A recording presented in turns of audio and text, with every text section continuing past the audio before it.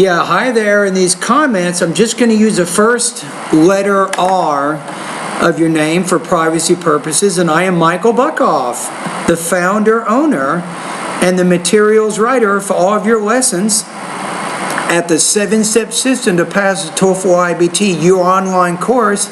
Hey, you're also one of my students at California State University in the English language program there. And you just completed independent speaking practice test number 50, and I'm going to listen to it right now. I'd rather stay at the hotel at the beach because Let's go back to the very beginning. I think you might have mispronounced a word. I would rather stay, would. Don't forget, round the lips, I would. Stay at the hotel at the beach because I like swimming and I'd like to see the natural view. There. So now you got 2 points. You like swimming, you like to see the natural views. Reason is swimming. Swimming makes me feel relaxed and it's good exercise for me. If it's a hot day, I feel more comfortable. Also, I can play volleyball at the beach with my friend. When you say the word volleyball, make sure you pronounce volleyball. I can play volleyball at the beach. So I can enjoy at the beach. I would say I can enjoy myself at the beach, I would say, or I can enjoy being with other people at the beach. So we usually don't just say I can enjoy at the beach. You have to put some word, some object after that particular word. The reason is beautiful view. Now I would say another reason is beautiful view. That isn't a clear connection to the speaking task. What if you said this? Another reason why I would vacation at the beach is, or another reason why I like the beach, or if you want to be more concise, I also like the beach because... Especially, I like sunset. If I can see the... Now wait a minute. Now if you go back to your topic statement, you say you want to enjoy the natural views. So when you go second of all, I also like the beach because I can enjoy the natural views or beauties of being there. And then you give the sunset as an example to help illustrate that idea. Sunset, I will be moved. And if I have enough time, I can see the wave of the sea on a whole day. Now, if you talk about the natural views, I like the place at the beach and I'd like to stay there. Okay, hold on, let me go If I back. have enough time, I can see the wave of the sea on a whole day. You might say something like this. You might say, if I have enough time, I can also enjoy just looking at the waves or seeing the beauty of the waves.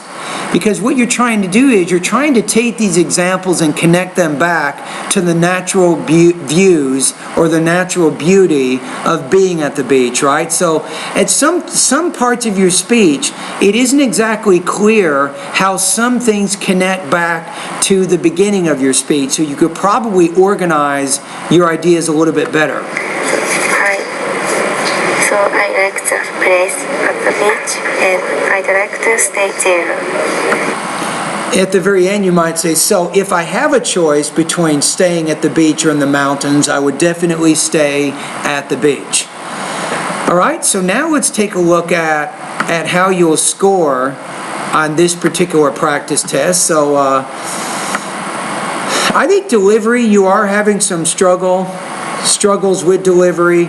So I'd recommend that stay focused. I think a good bit of your time that you dedicate to my class should be spent by going through the pronunciation lessons of my course. You really want to do that. Start with vowel, then consonant sounds. Once you feel you have good mastery of both vowel and consonant sounds of American English, then you can go to syllable division and grammatical word endings.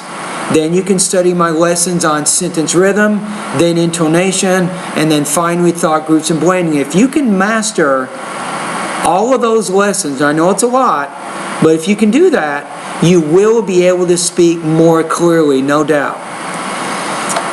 All right, so let's take a look at your grammar and your language use, or your vocabulary and your language use.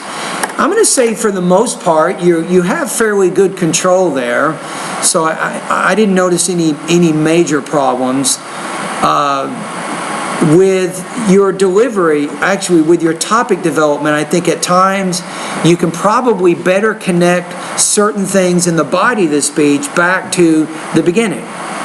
Or some of the examples that you give, it needs to be clear how they relate back to the main points that you're trying to explain there.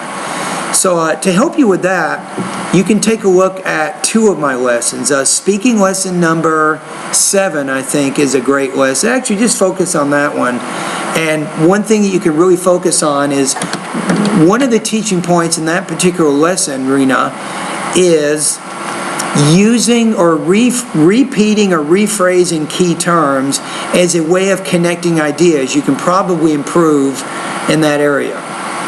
Okay, how will you score here? I'm going to put you at about 2.0 out of 4, or 15 points out of 30 on this particular practice test. Now, if this were the final exam, if you get 2.0, that would put you at a 70% for a grade. Now, I'm going to give you full credit for doing the assignment today, but just remember that you want to do better on the final exam than you did today.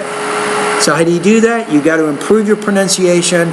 You want to improve how you're organizing your ideas. If you can make improvements in both of those areas, you should get a higher score when you take the speaking final exam in this class.